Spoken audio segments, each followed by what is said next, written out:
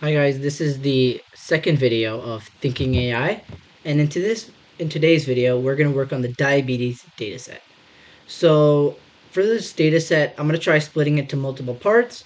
This first part we're going to focus on data analysis, learning about the data, and just getting a general feel of what everything means. Alright, so let's just jump right into it. So the first thing we always want to do when doing our data analysis is importing just my favorite for fundamental libraries. So first one is pandas. So import pandas as PD. So what pandas does is it makes the data, and just to reiterate, makes the data a lot easier to read. It puts it into like an Excel-like sheet, which is called a data frame. And it just makes everything easier to work with. This library uses functions and is built on another library called NumPy. So we always want to import that as MP. Cool.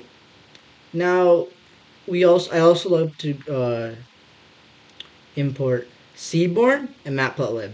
Seaborn is actually built on Matplotlib, and both of these are super easy ways just to graph anything we need, just to again get a deeper understanding of what our data and what kinds of models we want to run on our data. So import Seaborn as SNS, and then import matplotlib.pyplot as PLT. Cool. So then now that we imported our four libraries, let's actually get this data set. So this data set is from sklearn.datasets. And they have a lot of toy data sets you can just play around with. And that's what I was doing. That's where I got, I think, the first video from, and now this one. So what I want to do is from sklearn.datasets import load diabetes. Cool. So what this load diabetes is, it's a function. And that function returns the data. It's almost like a getter method in Java.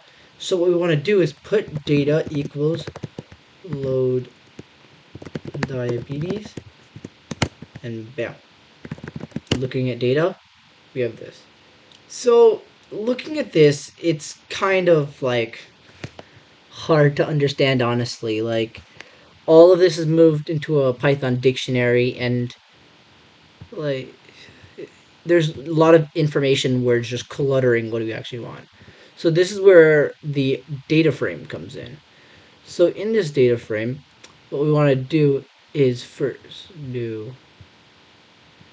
df, right, data frame is equal to pd.dataframe data. And since this is our data variable, we want to get the data here. So data.data, and then we want to give them columns, right? Just to add more information. Because if we were just to do this, we look at df, it's just a sheet. You really do not know what anything goes towards. So, data, it is feature names.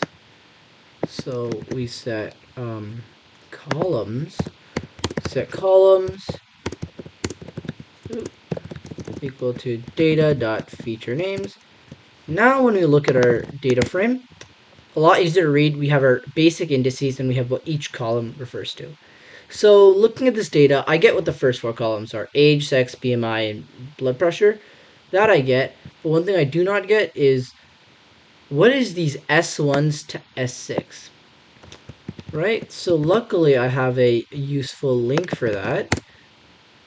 So this is the actual research paper used to get this data from Stanford University.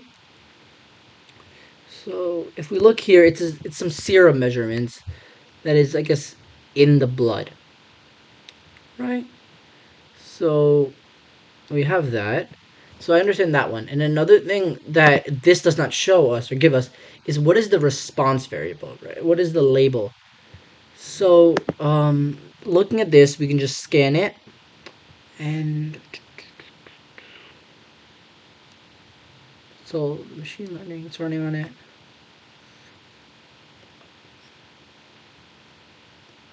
All right. A prediction model was desired for the response variable a measure of disease progression 1 year after baseline. So that's what it is. It's the disease, how far the disease progressed after 1 year. Cool. So I can just say disease progression and set that. So simply just start a new column, a string, df disease progression. That's going to add a column for us. And now we have to give it some things. And in there, in our data, there's a data.target. So now looking at df.head, we have our age, sex, BMI, BP, our serum measurements, something that's in the blood, and then we have our disease progression. So now we want to just get a good info on this. So looking at this, there's something that already pops out to me that's weird. Age is a negative number, and it's like 0.038. What the heck does that even mean?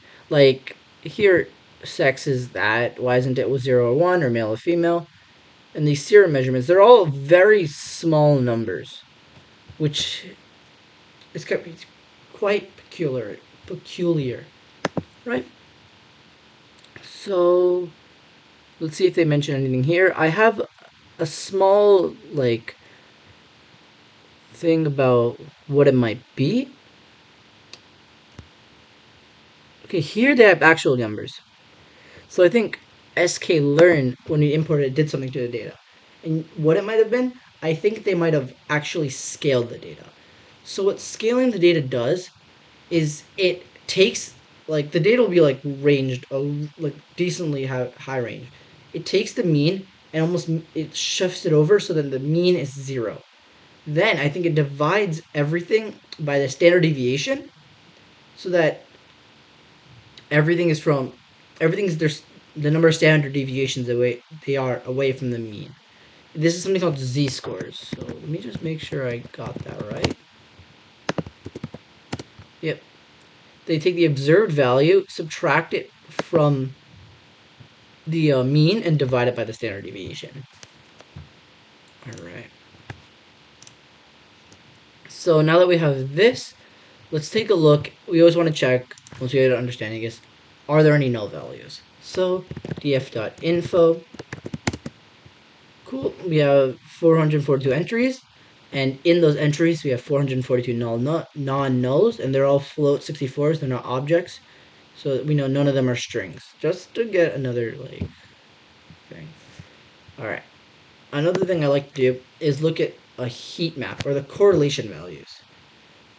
The correlation is like just, hey, is this one, is one variable increases, the other increase, is one variable decreases, the other increases, the other one decrease, and it just gives that kind of, again, correlation. So sns.heatmap, again, this is why I love Seaborn. It makes it so easy to just create this heat map. You give the data, which is our df.correlation. Now here we really don't get much information out of. So there's actually something we can do. We can say anote equals true, and then we can actually, let's keep this first. Yeah, this should be fine. Actually, I don't think the numbers are being that annoying. Yeah. We could also change the text size, but I think this should be fine. They're not overlapping that much. Alright, so whenever I get a heat map, what I like to do is I look at the response variable, the y, which is our disease progression after 1 year. And then we can see, actually, I'm going to make this just a little bit easier. I'm just going to call that DP, just so I don't have to type so much. Alright, so we have our DP, or disease progression, and I want to look at which ones have the highest correlation value. It's going to be the absolute value of that number. So we have BMI and this S5 serum. Alright, so sns.scatter, apply, we do data equals df, because it's taken from that. Or I want my first x value to be BMI, and then my y value to be dp. Cool. So here I see kind of like a linear almost increase. There's some linear correlation, but it's really just straight up like a blob.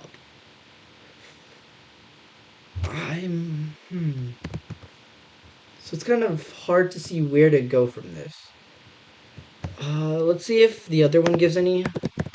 Scatter plot data equals df, x equals s5, and then y equals p, not b, dp. Alright, yeah, again, it looks just straight up like a blob. Doesn't really give me anything interesting to look at. Or, like, not interesting. It doesn't give me, like, a clear-cut answer, which is not that bad. I can just see, maybe we can, maybe I feel like it's just some kind of, like, line of best fit. Um,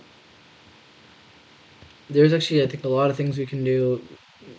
Maybe gradient boosting, that might help. Where it just creates some kinds of, like, stopping points and it estimates based on error. That might be cool to check out. Maybe, like, yeah, some kinds of linear regressions. Alright, so once we have this, I just want to just look a little bit more into it. So I think another thing we can do is look at the distribution plot. So sns.dist plot, data equals df. Wait, sorry, my bad. I've got to give it dp. Disease progression, not evolved variables. Does it not? Maybe I don't need that.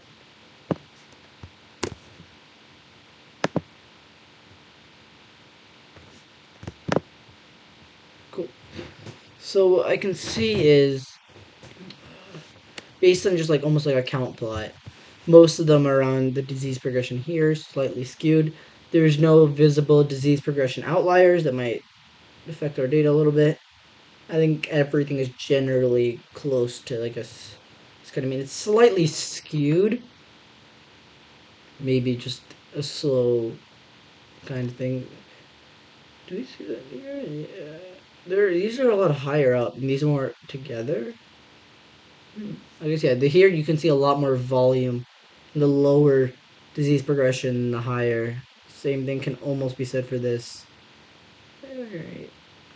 So maybe if I had some kind of bias variance with like a elastic net ridge regression, that might work. Where I can do. No. Yeah, this is kind of hard to do. I guess just for this kinds of cases, we could just try out some various, I guess, types of different models and see what we go from there. All right, so this is the end of, I guess, this part. I'm gonna see me in part 2, where we do the actual machine learning part of this video, or this data set, and I'll see you then.